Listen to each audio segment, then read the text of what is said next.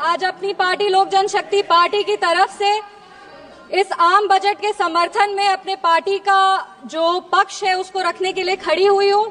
बधाई दूंगी हमारे यशस्वी प्रधानमंत्री श्री नरेंद्र मोदी जी का और माननीय वित्त मंत्री श्री निर्मला सीतारमण जी का, जिन्होंने सफलतापूर्वक अपना 8वां बजट इस सदन में पेश किया है।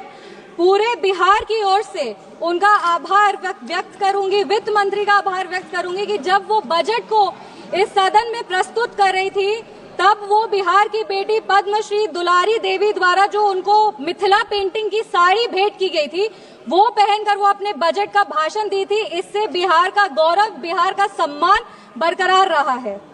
2037 तक विकसित भारत के निर्माण में सर ये बजट एक अहम भूमिका निभाएगी और सिर्फ भारत को विकसित बनाने में ही नहीं, बिहार को भी विकसित बनाने में और बिहार के विकास को एक नई गति प्रदान करने में ये बजट एक बहुत महत्वपूर्ण भूमिका में रहेगी।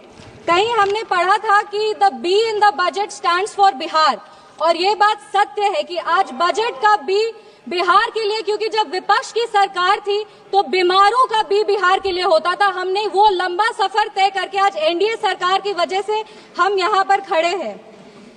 पूरे विश्व को शून्य देने वाले आर्यभट्ट, जो पूरे विश्व को शून्य दिए थे, उनका जन्म बिहार में हुआ था और ये वही शून्य है जो दिल्ली विधानसभा चुनाव में कांग्रेस पार्टी को आई थी।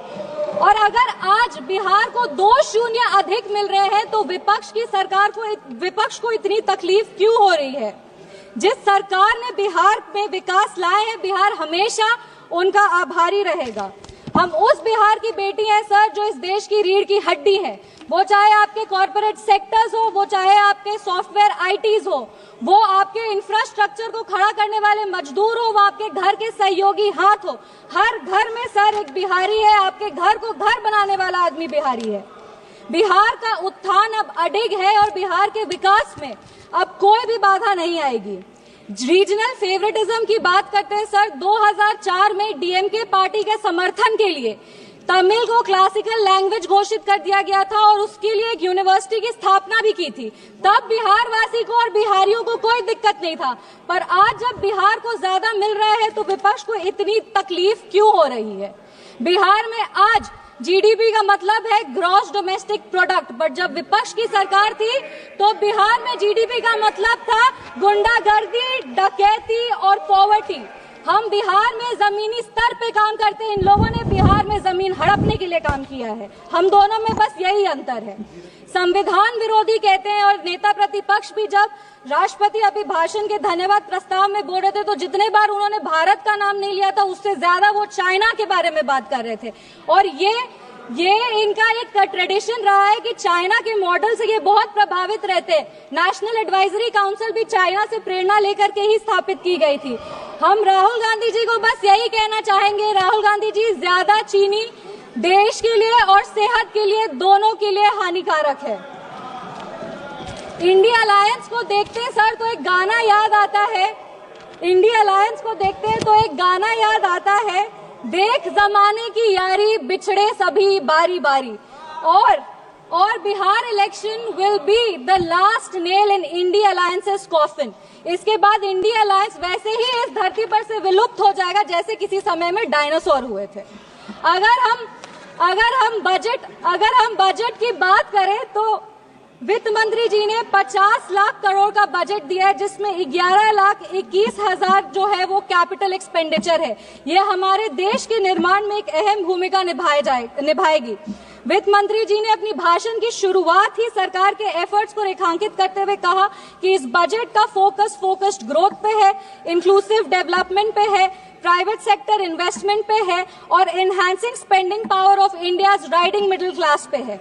ये बजट एक गाइडिंग फोर्स के रूप में अपने आप को स्थापित करेगा और ये इस बजट का ही परिणाम है कि इतने ग्लोबल अनसर्टेनिटीज के बावजूद भी हमारा देश एक फास्टेस्ट ग्रोइंग इकोनॉमी है। Sir, I am the only speaker from my party, मेरे को अपनी बात पूरी करने का पर्याप्त समय मिलना चाहिए।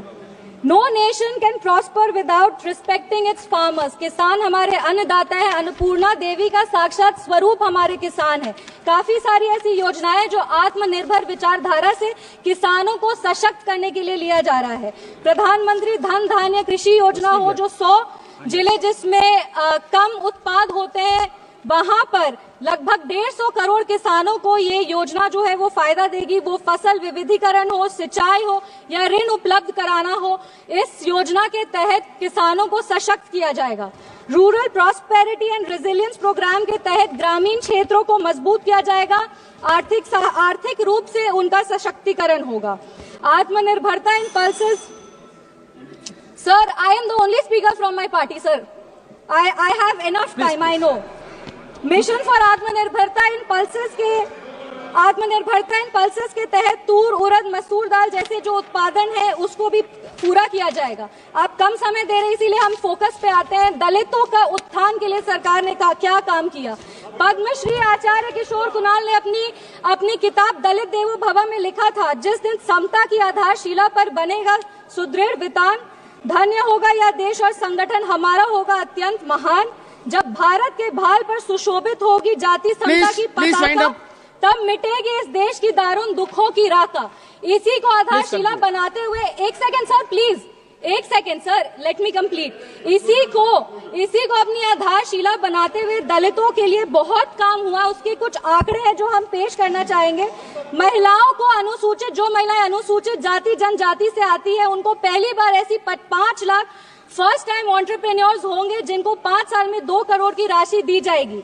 दलितों के लिए जो बच्चे हैं जो पढ़ाई कर रहे हैं उनके लिए पोस्ट मैट्रिक स्कॉलरशिप प्रोग्राम है और प्री मैट्रिक स्कॉलरशिप प्रोग्राम है। Thank you. Please conclude. Please conclude. Give me 5 minutes, sir. Please let me complete. It is not possible. 10 parties. Please, madam. 10 parties together have been allotted only 17 minutes. Already you took 7 minutes. Post matric scholarship scheme के तहत 2024 में लगभग 4.5 लाख ऐसी छात्रों को 5 करोड़ की छात्रवृत्ति वितरित की गई है और प्री मैट्रिक स्कॉलरशिप स्कीम के तहत 18 लाख छात्रों को 437 करोड़ की राशि दी गई है। सर, अनुसूचित जनजाति बिहार में लगातार जातियों को सिर्फ राजनीतिक लाभ के लिए इस्तेमाल किया गया था जब विपक्ष की सरकार थी। इंदिरा गांधी जी बेलची गांव गई थी हाथी पे चढ़कर, उसके बाद भी उन्होंने सिर्फ और सिर्फ उनके लाभ के लिए दलितों को प्रताड़ित किया गया। जब लालू यादव जी आज समाजवाद पे बहुत लंबे भाषण देते हैं, पर ये बात सत्य है कि अगर सबसे ज्यादा दलित को प्रताड़ित किया गया था तो वो उन्हीं की शासनकाल में किया गया था।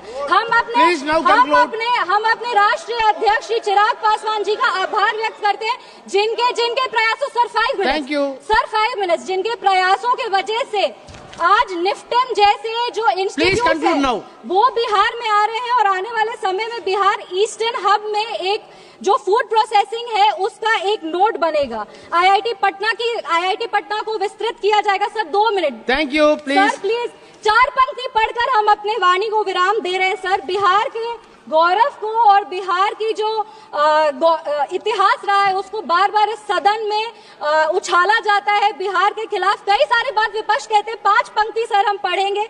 चाणक्य सा ज्ञानी हूँ मैं, जनक सा स्वाभिमानी हूँ मैं, मांझी सा जिद्दी हूँ मैं, बोध गया में सिद्धि हूँ मैं, आर्यभट्ट सा गणितज्ञ हूँ मैं, डॉक्टर राजेंद्र प्रसाद सा राजनीतिज्ञ हूँ मैं, अशोक शेर का दहाड़ हूँ मैं, हाँ बिहार हूँ मैं, मिथिला की मिठास हूँ मैं, वैशाली का इतिहास हूँ मैं, भगत का सर 2 मिनट।